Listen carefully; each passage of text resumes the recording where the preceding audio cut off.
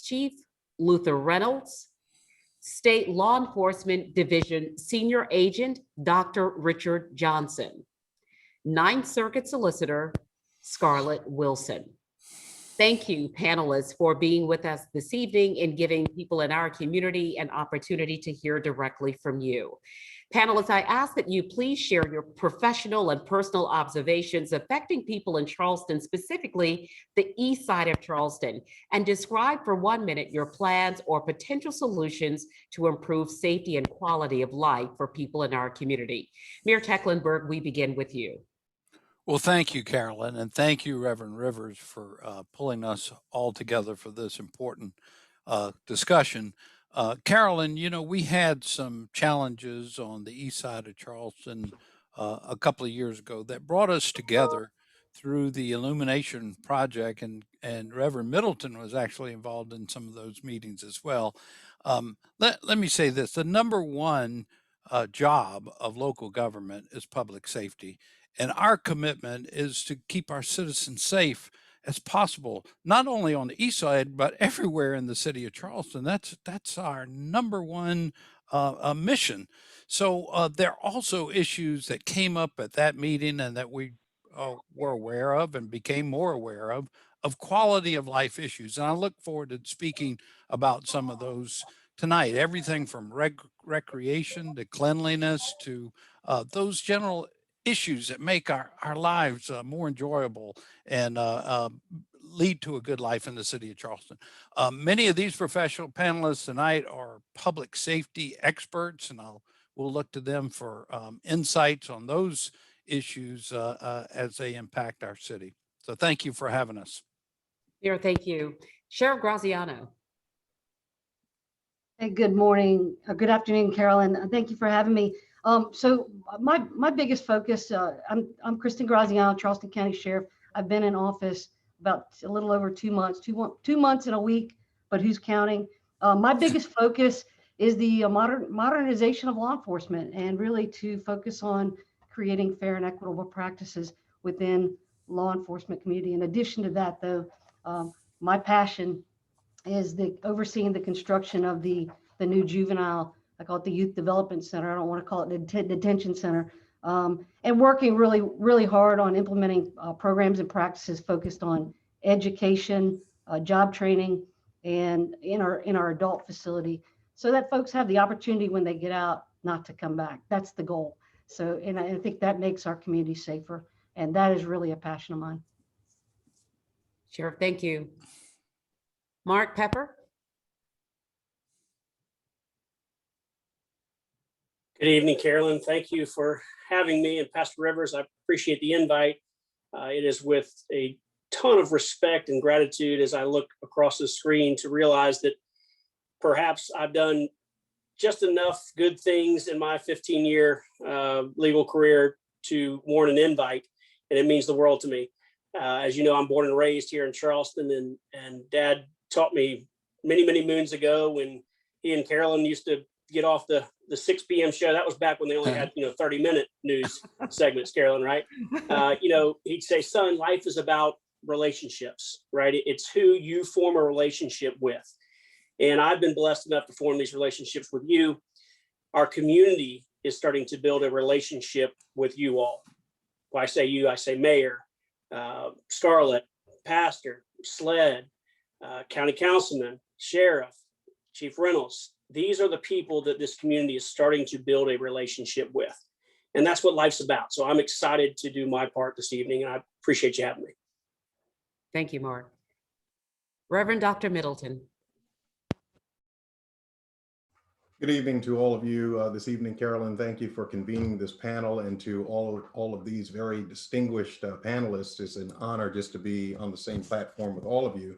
Like Mayor Tecklenburg said, public safety is the #1 job of local government. I did a TED talk on this thing saying that public safety is everybody's responsibility. And as the former project leader for the Illumination Project, I knew exactly how important it was to build bridges in our community so that individuals, either as it relates to having an entry point with the police or an entry point with any other issue that could be contentious, divisive, or that could separate individuals, that we needed to find a common ground and a place for which we could come together. So I think that solutions-based initiatives are needed in order to strengthen our communities. Certainly from my perspective, I'm looking at robust economic development, definitely the East Side and all of Charleston, really all of Charleston County, but certainly all of the city of Charleston, and definitely the East Side of Charleston becomes a hybrid place to revision and reimagine what economic development could look like, that could stimulate that part of our community and definitely bring a different level of engagement to people who live there and who continue to grow and thrive in that same community. Redeveloping youth mentoring programs. I know that we have youth mentoring programs in place now, but redeveloping those in such a way, Carolyn, like when I grew up with your sister and others, we had, and you took part in the YWCA and certainly the YMCA and all of the youth programs that, for me personally, that saved my life and caused me not to be a statistic. Had it not been for Christine Jackson with some of those programs at the YWCA, even for boys, that developed us, and definitely the YMCA on Cannon Street, that enabled us a place to go and to just truly grow and develop into young men. And certainly looking at those opportunities again, reimagining those, redeveloping those on the East Side, and then collaborative neighborhood partnerships. Definitely, everybody has to just get out there and learn each other and recognize that we are one another's neighbors. And as the mayor said, that pre-COVID, we were engaging the community. We were having listening sessions. We were bringing people together around the issues. We were hearing those things, and we were moving in the direction to sort of address them. And then, the pandemic came. So that precluded our ability truly to gather in ways that we were used to. And then lastly, affordable housing. It is so important, vitally important, that we create,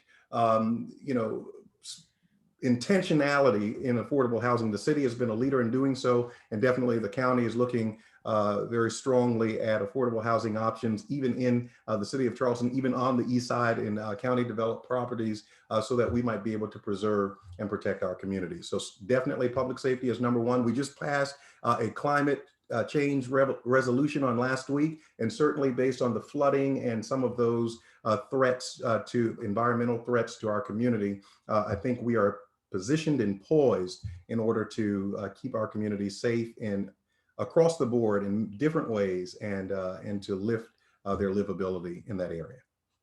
Dr. Middleton, thank you so much. Very well said. And a lot of the issues that you just touched on are issues that a lot of people have tonight, and those questions will be heard in just a short time. So thank you for starting our conversation.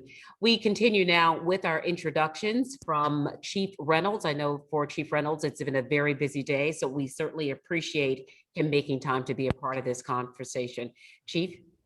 It's an absolute privilege and an honor to serve in this great city, and in particular, because we have such communities as the East Side with so much history and so much, it's just such a beautiful part of our city. So we have a lot of work to do.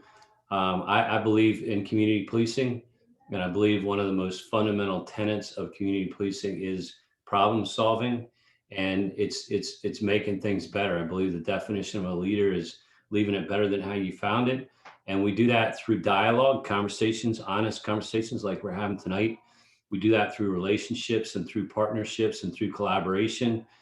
We don't do it by ourselves. The police are not the solution to all these problems, I promise. We're a big part of the solution, but we're one of many, many pieces in this conversation, in this effort. And I'm just privileged to be a part of this. Thank you. I know it's been a real tough day for you, Chief. Glad to know that you are well.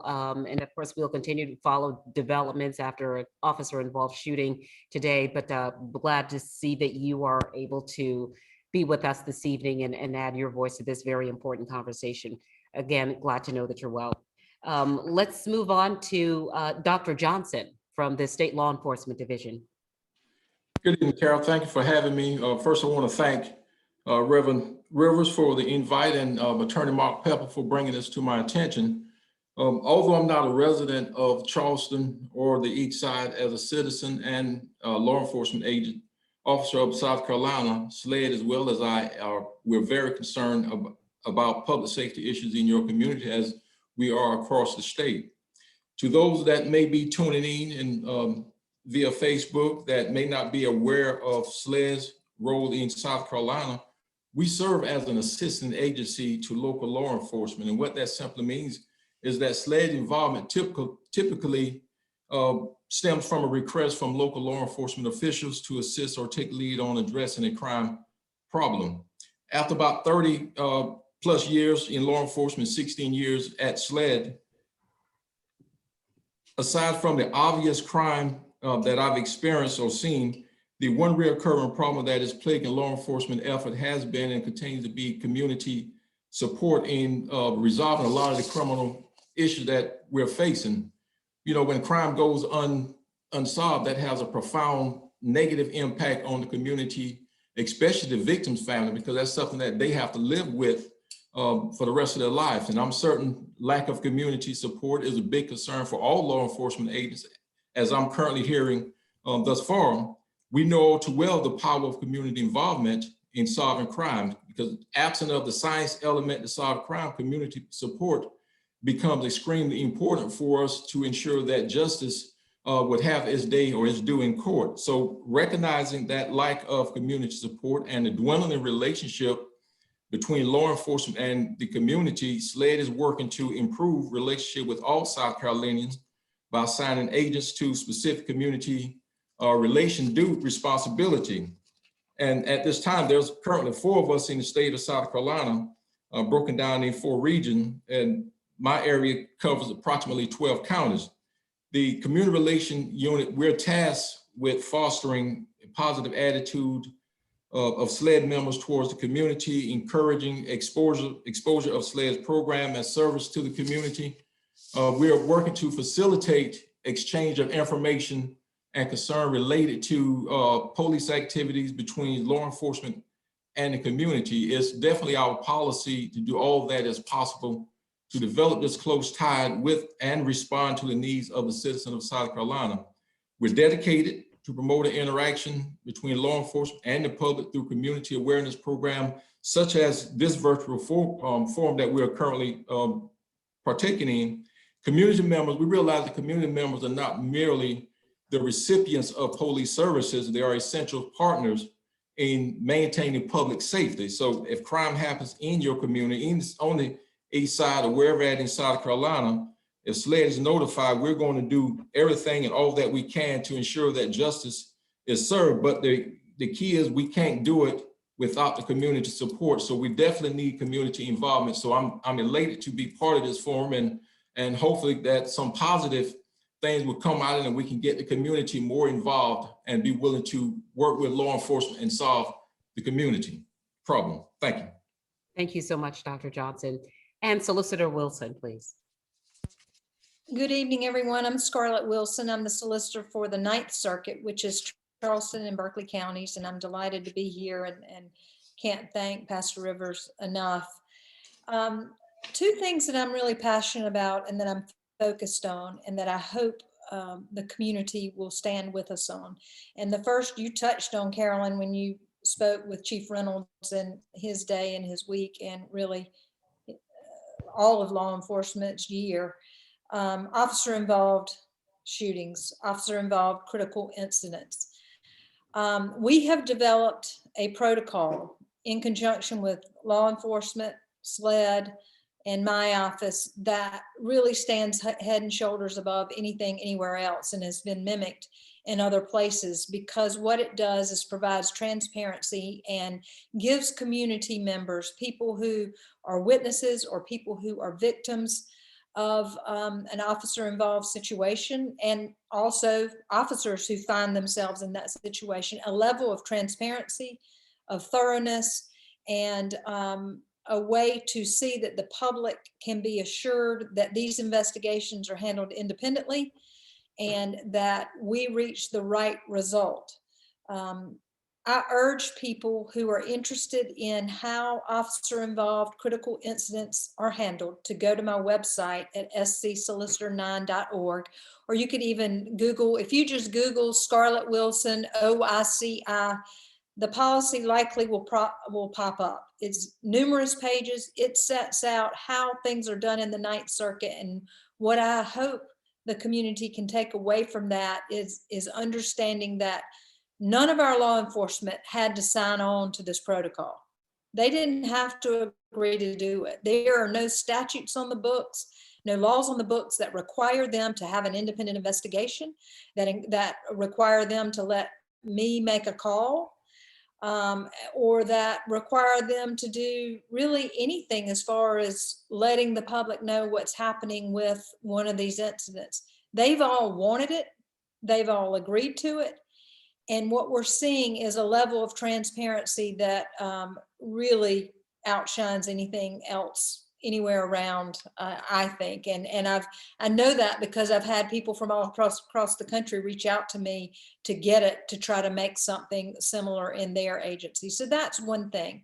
The other thing that I've been talking about, and Carolyn, you've heard one of the first speeches I gave on it, is race equity as far as the prosecutors go. We hear lots and lots about law enforcement and the disparate treatment or disproportionality that we see in some parts of the country. And there have been lots of questions about race equity audits in some of our local agencies. The city of Charleston went through one, and there was all sorts of turmoil about how that was going to happen. What I want the public to know, and the people on the east side and throughout the Ninth Circuit, is my office decided to take that on before anybody asked us, and before it became commonplace amongst prosecutors. And we are studying our decisions, not law enforcement's decisions, our decisions, and how race plays into those decisions. It is very painstaking, time-consuming, tedious work, but we've committed to do it, and we're getting very near. I expect results for all of you in 2021, hopefully sooner rather than later.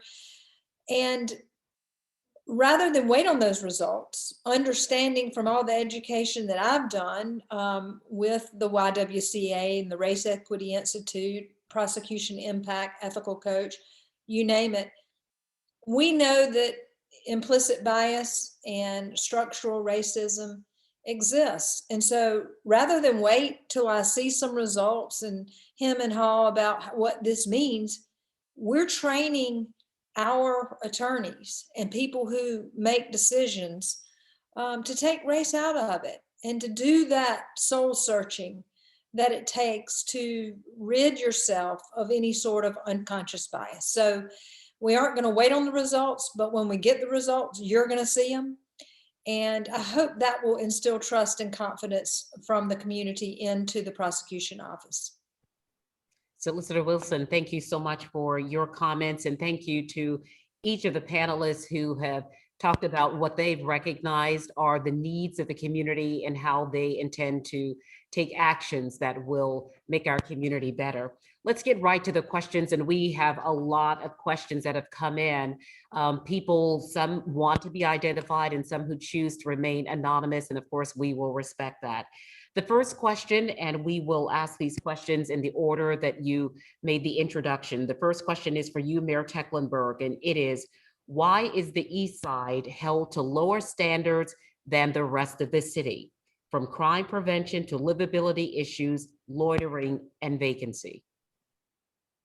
Well, thank you for the question. And as the chief mentioned, I view life as a process of trying to make things better and leave them better as you found them.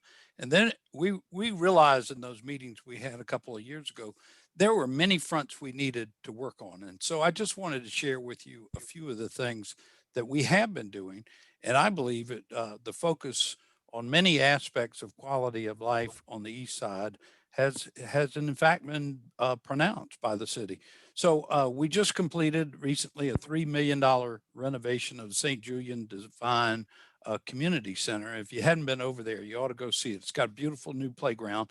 Now, we didn't get around to the plans to do some renovations at the Shaw Community Center. because of COVID budget limitations, but we're going to put it back on the board for next year.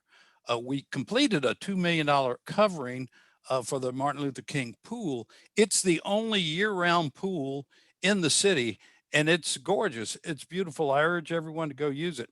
Now, this is kind of an aside, but we were being responsive to our citizens' request to preserve the smokestacks next to the St. Julian Divine Community Center. And we're dedicating funds, and we're going to be bidding out the first phase of restoring and saving those smokestacks next month. We're going to have a charrette of all the stakeholders to talk about the future use of Hampstead Square Park, the four quadrants. Two of them are well utilized, the other two are not. So there's good community engagement to come on that.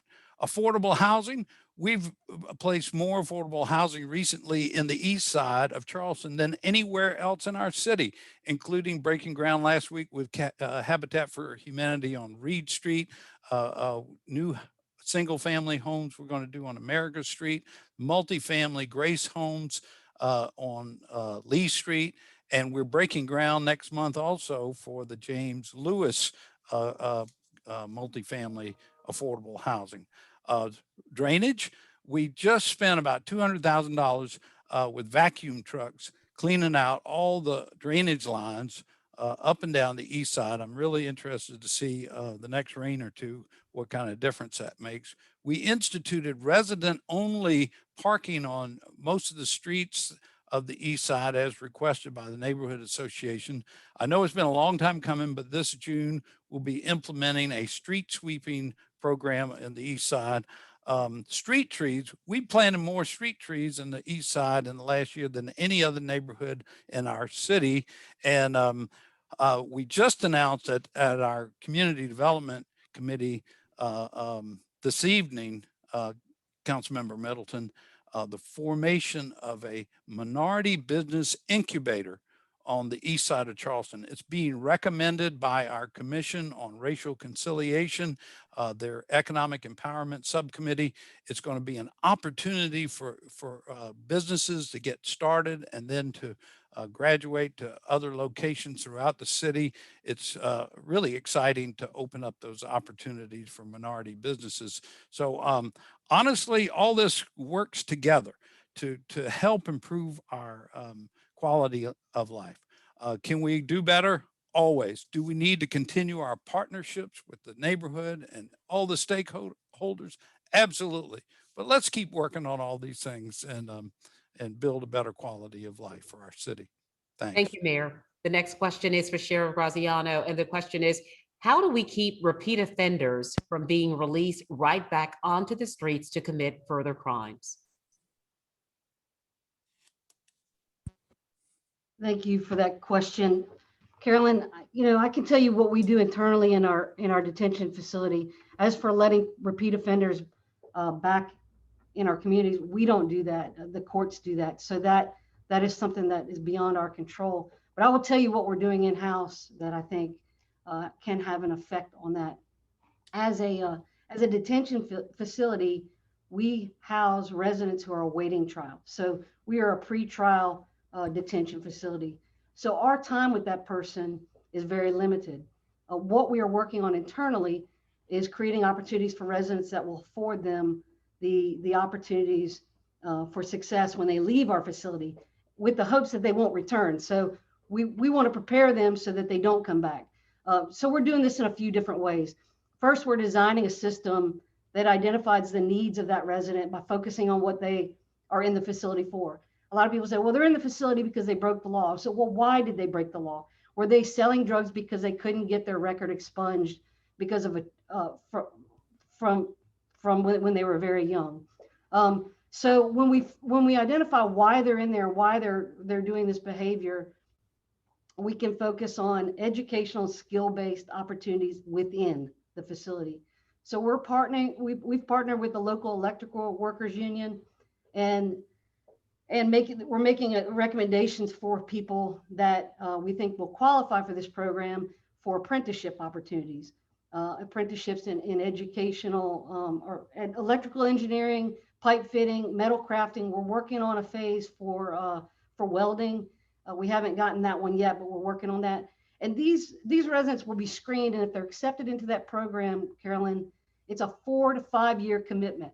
So what can I do to help them keep them out of jail? I can help put them in an apprenticeship for 4 to 5 years, and what they do with it is their responsibility. But when they graduate from this program, they become these card-carrying members of the union. And when they enter the program, they're only making $15, $16 an hour, but they're getting full benefits. They're getting a pension, and they have a job. They're actually it's on the job training and education. So when they graduate and get that card, that's their golden ticket. They're now it's international certification. They can make a minimum of $60 an hour, depending on the track that they choose to go into. So, but educationally, we're working with Southeastern Technical College and identifying tracks of education. So I said earlier, we don't get to see people for a very long period of time. So Southeastern Technical College has actually got programs in place for people that stay with us for as little as a weekend to a year, or up to or longer. And generally, we don't have people up to a year or longer in our facility, but because the courts are closed, we're seeing people in there longer term. So when we identify those people, we help them get that education training. It's job training or it's education based, and it gets them college credits. Some of it's as simple as maybe getting a forklift operator's certification so they can go work at the Volvo or Boeing plant at, $16, $17 an hour. Some other things they have that are shorter tracker, like OSHA certifications, so they can work in plants. But we also have an international firm that's helping to train female residents of our facility in IT jobs. There's a big shortage for women in IT. So they will actually come in-house, as well as train them out when they leave the facility and place them in jobs. And these are all high-paying jobs. These are just some of the things we can do while they're with us. But in addition to that, we're running expungement clinics monthly. So we're trying to help people expedite expungement, because minor convictions for people can be a life sentence when it comes to job searches. So we're trying to streamline that process. Solicitor Wilson and I have spoken about it and agree that it's a great public service, and that's something that we are focused on. And we've already held one. We have another one coming up in just a couple weeks. All right, we'll look forward to getting the information from you about that. Thank you so much, Sheriff. Mark Pepper, the next question is for you. And the question is, what legal recourse is there for people treated unfairly? What kind of diversity and training is found in the legal system? Thank you for the question. And it's a very intricate one that we could spend hours on. I think the short answer is in the policies and procedures that the sheriff has, the city has, and other law enforcement agencies, SLED, there is going to be some diversity training involved, rightfully so. And I know in front of me are two colleagues who have made it a point in just the short term that Chief Reynolds has been here, and the even shorter term that Sheriff Graziano has been here, to make a focus on diversity training, which is a great step. It's unfortunate that it took what maybe happened in the last year or so for law enforcement around the country to realize that there's a deep divide and a greater need for the diversity training than there ever has been. But to their credit, they've stepped up to the plate. On our side of the fence over here, we see it a good bit as well, and try to build a relationship between the community member along with the law enforcement. And then oftentimes, and the reason we have so many pastors here with us tonight, is we involve the local churches. Pastor Rivers, Pastor Middleton, so many others play a large role in bringing the community to law enforcement. And sometimes it takes somebody in my position who has a relationship both with law enforcement, both with the solicitor's office, along with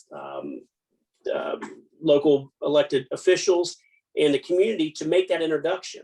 And at our firm, we take that very seriously. We are what we believe we're the gateway for local communities to seek the help they need from law enforcement, whether that be treatment that they need, whether that be they've been wronged and they're trying to find a remedy for that. They've been a victim of a crime. So many community members aren't exactly sure how to get to law enforcement. And we believe that's our job here. So that's a long way of saying that there are many ways, if you have been wronged, to find the help you need. But it all starts with the source, what went wrong and why. And I think as we continue down this path of encouraging law enforcement to really make a focus on diversity, we'll see those issues lessen. Mark, thank you for that. Reverend Dr. Middleton, the question is for you. How can we help bridge the divide between the Black community, religious community, and government? That's a big question. And certainly, we have to build bridges. And I think we've seen that in the city of Charleston, particularly post 2015, where the community surged and came together as it related to tragedy. But we should not wait until tragedy occurs in order to have those opportunities for all of us to come together. I think that it is a function of the community to hold elected officials and those of us who serve in public office accountable. So I think that when we find the voices in the community, sort of speaking and requesting certain things from us, we need to hear those things. We need to be responsive and active. And that begins to break the ice so that there becomes the opportunity for trust. And as I said earlier, creating collaborative neighborhood partnerships. When we look at communities across Charleston County, across our state, across this region, we have to recognize that we're not living by ourselves. We live in community with other folk. I remember at one point when I grew up in Charleston, particularly on the east side, we knew everybody on our block. We knew everybody around the corner. We knew everybody across town, right? Because it was one village, one community, and people were interdependent one with another. The local school teacher, you remember Miss McGriff, she lived on the east side, for crying out loud. And so the teachers lived in our communities. Those individuals who were police officers and firemen and those who worked in the public sector, they went to our churches, right? And so you could not really escape that interwoven relationship. And somehow, I don't know what's happened over time that, we've lost that a little bit, but I do feel that there is the opportunity to bring that back. And this becomes a first step or another step in order for us to do that. We have elected officials, we have leaders, we have individuals who are willing to come to the table to have conversations. And as we talked about the Illumination Project and even post the Illumination Project, we have to create a space, a sacred space. I call it a sacred space, right? A space where individuals can come together, even if it's at the Palmer campus at Trident Tech Mayor, where we have brought, it doesn't have to be a church building. It just has to be a space where individuals can come and they can begin to sort of let us know what their concerns are. We can have forums and conversations. We can sit and have roundtable discussions, whatever the case is, so that individuals who normally would not interact one with another would leave there at least with an awareness of what the other person's perspective is, and then also a heightened sense of what we all need to do in order to make our community a little bit more robust. So that partnership is key. We must somehow post-COVID, it's hard to do in a pandemic. Everybody doesn't have access to technology. Everyone cannot be on a Zoom and or watch live via Facebook.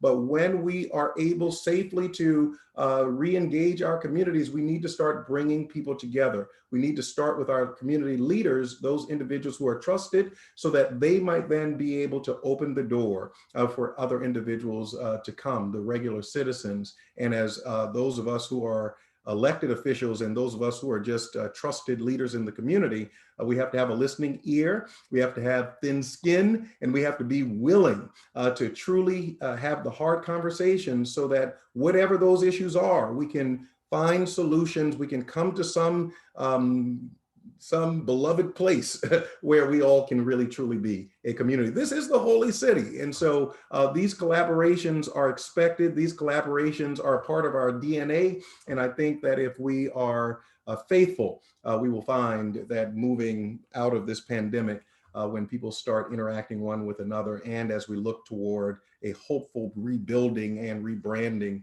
of not only the East Side, but just our interpersonal relations, that we will find more engagement. We know that Mount Zion AME is one of those beloved places where people can be together and enjoy a beloved space. Thank you so much, Dr. Middleton. The next question is for you, Chief Reynolds. Will there be a police substation on the East Side? This was talked about and promised to residents a year ago, and nothing has happened. Yeah, I think it was mentioned maybe by somebody. We met in December of 19, and we've done a lot in terms of drug operations, violent crime, and a whole variety of other things that we talked about. I think we've done 54 operations, conducted. 46 individuals were arrested specifically in a very small area of the East Side. We've done a lot of footprint on the East Side with our officers. We have overtime details with additional officers, which we were asked to do. We've gotten out of our cars. We're out on bicycles. We actually have a kind of an exciting program that we're going to be rolling out soon with a more robust bicycle program. We have been asked, which is really heartwarming to me, to provide more officers. There's a lot of communities that would say, "Oh, we're being over-policed," or there's fear mongering, or there's too much policing in our community. It's heartwarming to be asked to be in the community. The majority of the residents want the police in the community. They want us to be respectful. They want to be treated with dignity and respect. They want us to be professional. And I'll tell you, violent crime is up significantly across the nation in most of the cities, and Charleston is no exception. We had in 2020 double the homicides that we had the year before. Our violent crime, our shootings, our aggravated assaults are up significantly. We have significant challenges with gangs. We've done a lot of outreach with all of our partners in the area to talk about gangs. The solicitor's office, the U.S. Attorney's office, all of our federal and state and local partners, some of our community groups. We have outside influences from places like New York and LA. We have a more organized gang network. And so we've done a lot to make arrests. And one of the things that I just want to congratulate the sheriff on and the Turning Leaf program, I was just talking to Amy Barstead, is an incredible program if you're not familiar with it. And a lot of the great work the solicitor's office is doing is to disrupt the pipeline to prison. I think we have an obligation to do that, to help people with job training. But I got to tell you, there's a small number of repeat criminal offenders who are violent in our city who frankly do need to go to jail, and they need to stay there. And I say that often. We've had 3 officer-involved shootings. You mentioned that earlier. We just had one yesterday with armed violent confrontations with violent criminal offenders. Many of the people who are arresting daily have guns in their possession, and they have a very extensive history, and they're victimizing our communities. And if you talk to the community members, they're tired of it. And we're working very hard with the communities to be present in the communities and to do a lot about these shootings. So we do have a satellite facility that is being stood up in Gadsden Green. And that's an area where the community has asked us to be more present. Robert Mills Manor and in different areas of the city, we've looked at it on the East Side. There's some issues with location that we've done with the youth, mentoring, and just a whole lot of different activities. We're committed to the East Side. The mayor has been very clear with all of his department heads that the East Side is a very high priority for our city, to make sure that we're doing everything that we can to continue to incrementally make things better. And I see on this call all of our partners that I work with pretty much every day. Every single person on this call is a big part of the solution and working with us. There's not any one singular answer. It's a strategy, it's a consistency, it's us working closely, building those relationships, building those alliances, building that collaboration. I would not want to have, for example, a satellite facility that's not staffed, that we set an expectation and we don't meet that expectation. I want to make sure that everything that we say we're going to do, that we're doing, and we're doing it well. So there's a whole lot that we're doing on the East Side. And I feel like there's a lot more that needs to be done this year. I think as Dr. Middleton and others have said, with the COVID, it's been difficult. And that made it more challenging. So now, as we begin to head towards an area where we're beginning to emerge from that, to be more in person with our meetings. But I can tell you, we haven't slowed down, even as busy as it's been, and even with the civil unrest, and even with the uptick in violent crime. We've worked very. Chief Reynolds? To Okay. keep our community safe. East We Side lost is you a for a community that second. we all feel very closely aligned with and invested in. All right, Chief Reynolds, thank you so much for your comments. Pardon me, we lost you for a second, but fortunately we were able to get you back. And again, thank you so much for your comments. State Law Enforcement Division Agent, Dr. Johnson, please. Yes, Here is ma'am. your question. The question is, what are the standards for officer-involved shooting investigations? Well, as you are aware of, officer-involved shooting in South Carolina, most likely the agency requests SLED to conduct those investigations. When SLED gets involved with those investigations, typically local law enforcement plays no part in conducting that investigation. No doubt they would control the scene until SLED arrived, but once we arrive, we take full control over that investigation from start to finish. Any involvement is at very minimums. It won't require a whole lot of local law enforcement involvement in it. Now, once we do these investigations, we like to make certain that we have conducted a thorough investigation. We've covered all our bases. We've answered all the questions. We've looked at every video. We've talked with everyone who is willing to talk with us. We've analyzed every video, every documentation, phone records. We go through an excruciating quality review.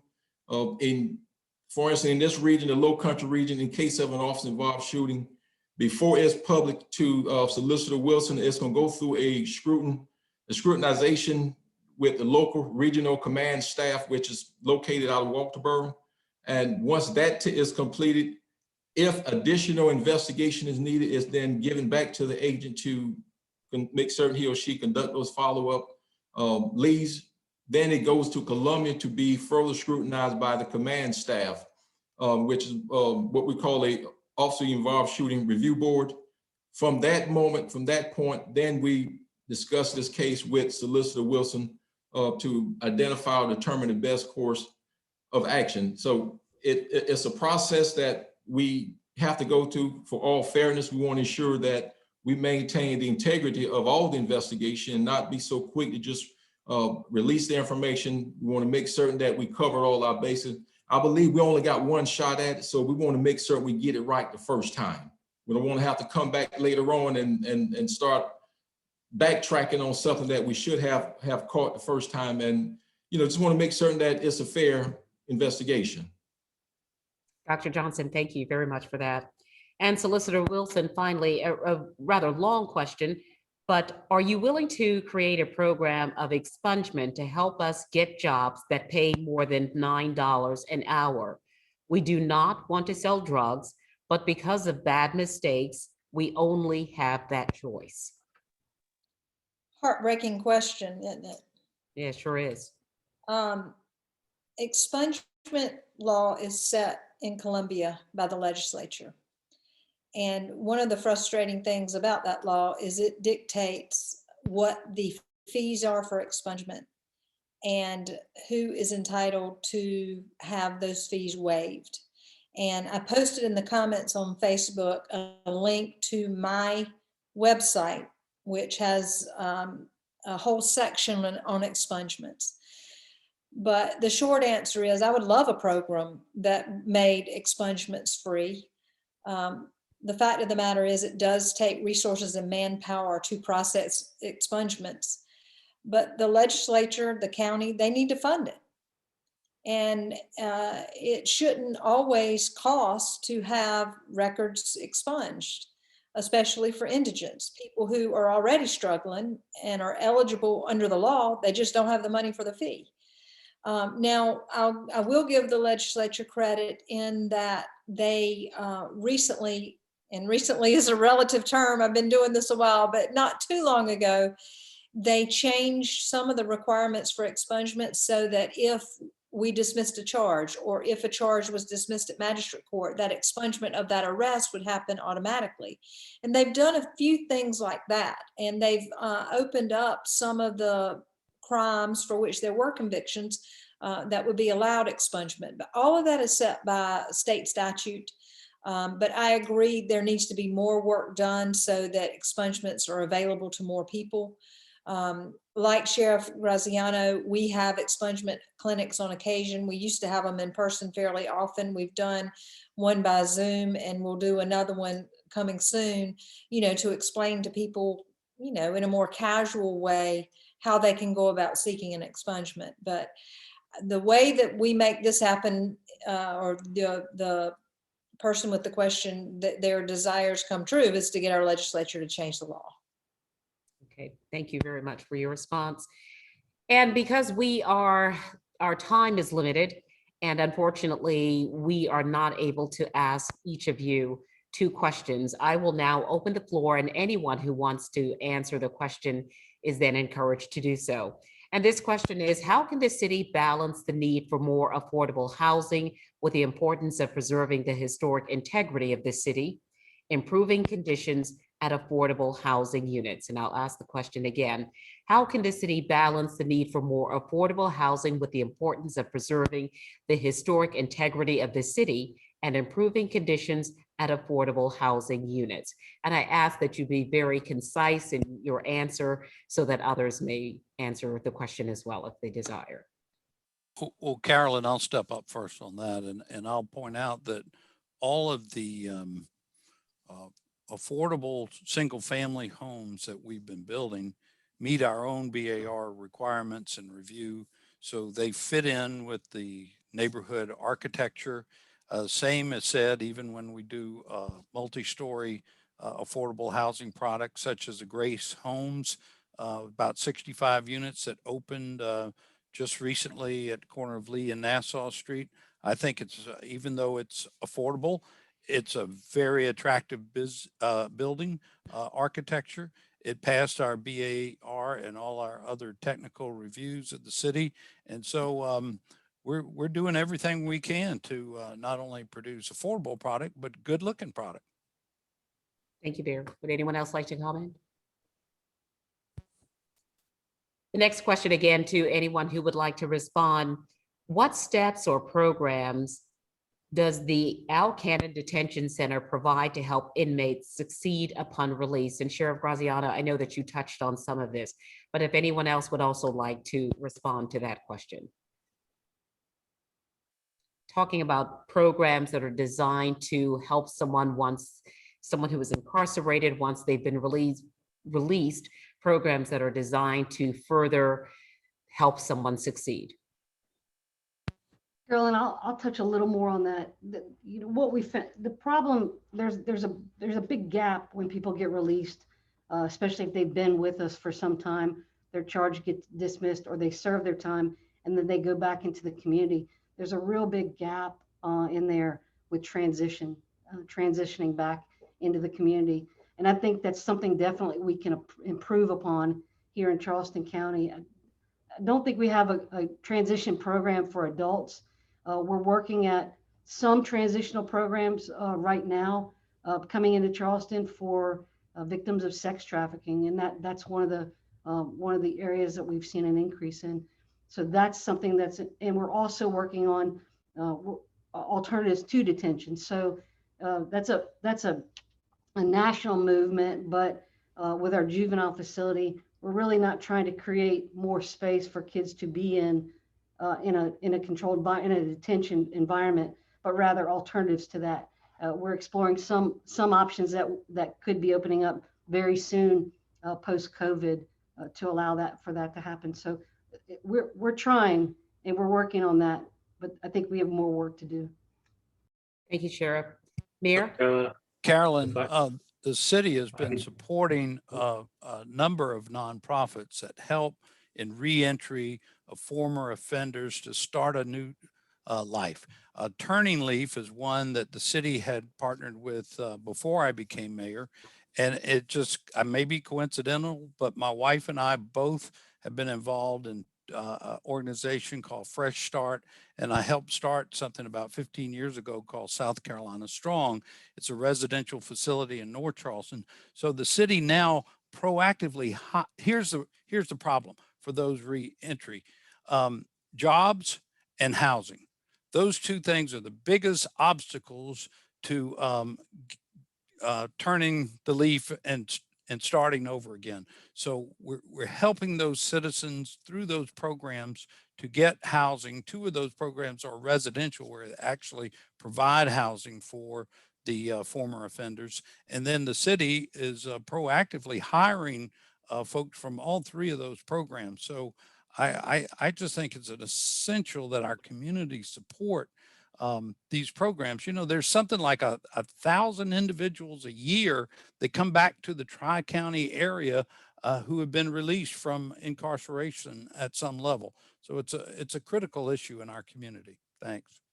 I was going to lift up those two programs as well. So thank you, Mayor. We're always on the same page. And I was also going to add Father to Father Project, which is another nonprofit, not necessarily on the same vein of Turning Leaf or Fresh Start, but certainly for those fathers who have had problems paying child support and who've been incarcerated, you know, over and over based on child support enforcement, then giving them those skills and tools, not only to be good fathers, but to provide biggest obstacles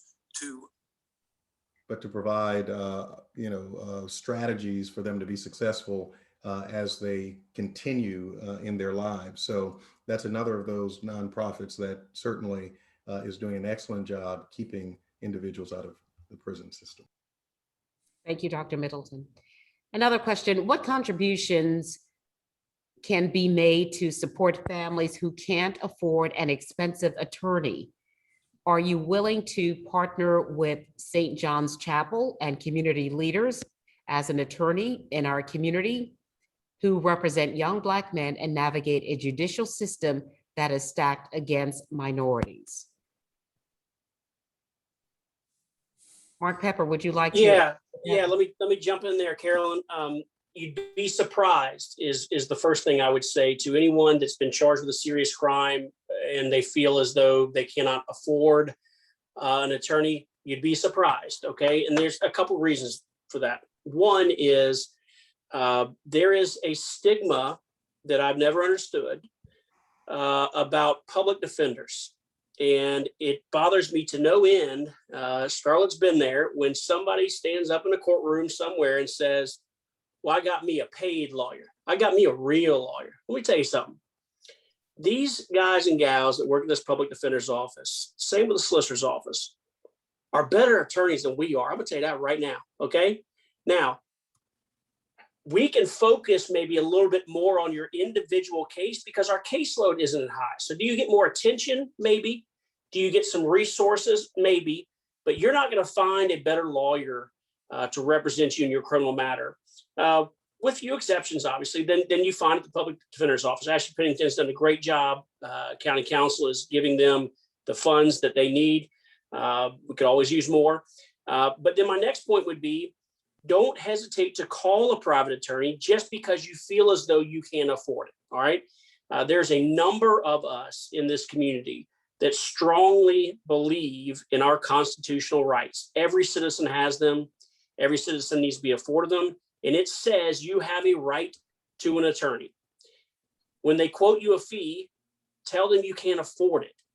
and you'd be surprised at the result you get back. There are some cases that we just want to be in, whether you got money or not, right? And again, don't hesitate to pick up the phone to call the public defender's office. You're going to get a doggone good attorney. Don't hesitate to pick up the phone to call a private lawyer. If I can just chime in, it is refreshing to hear Mark be so frank and straightforward and honest about those issues, because he's 100% correct. The public defender's office, those lawyers do criminal cases every day. They know each and every one of us on the prosecution side, and they know how to work with us and against us. They know the local judges who are handling your case better than most lawyers in town. And they do a phenomenal job. And believe it or not, prosecutors want a good lawyer on the other side, because if we don't have a good lawyer on the other side, we've got to do our job and we've got to do that job too, because otherwise it's coming straight back on appeal or post-conviction relief. So I echo what Mark says. The whole notion, I hear him say, I got me a paid lawyer. I also hear him say, I want a real lawyer. And I imagine that's one of the hardest things that public defenders have to hear from people when they're really experts in a very narrow field of law, and they do a fantastic job. And like Mark says, we have a number of attorneys in town who really have a heart for service and believe in protecting the constitutional rights of people who've been charged, and are more reasonable than you might think. All right, thank you so much for that, Mark, as well as Scarlett. And because we are winding down on our time right now, I think that it's best to go ahead and say thank you and to acknowledge each of the participants on this panel. I have learned so much personally, and I'm sure that everyone watching and listening has learned a lot as well. Charleston Mayor John Tecklenburg, Charleston County Sheriff Kristen Graziano, Attorney Mark Pepper, Reverend Dr. Kylam Middleton of Charleston County Council, and also the pastor of Mount Zion AME Church, Charleston Police Chief Luther Reynolds, State Law Enforcement Division Special Agent Dr. Richard Johnson, Ninth Circuit Solicitor Scarlett Wilson. Thanks to each of you for adding your expertise and to talk about your personal as well as professional experience in trying to combat crime and to improve our community. And I now turn the program back over to Pastor Matthew Rivers, and thank you so much for allowing me to add my voice to this conversation tonight. Pastor Rivers. Thank you, Carolyn, and thank you to all the panelists that are here tonight. Thank you for your heart to come and speak to this audience, to these local communities, and to those concerned citizens. And the questions that they've asked, I feel like, Carolyn, I've learned a lot tonight, and a lot of questions that people have been coming to ask me and are concerned about, I think have been answered. We have a lot more to do. But everybody has said that we got a long way to go. So I want to thank you. And for all of you that are watching, we thank you for joining us tonight. And if you would like to add your voice or work with us to continue to improve our communities, please reach out to me at St. John's Chapel 878@gmail.com. We would love to hear what you have to say and what you thought about tonight's program, as well as if you would like to come and lend a hand. I can contact any one of these wonderful people and see what we can do to help you move forward. God bless you, and thank you for coming. Thank you, Reverend Rivers. Thank you, Carolyn. Thank you, everybody. Thank you. Thank you very much. Bless you. Thank you.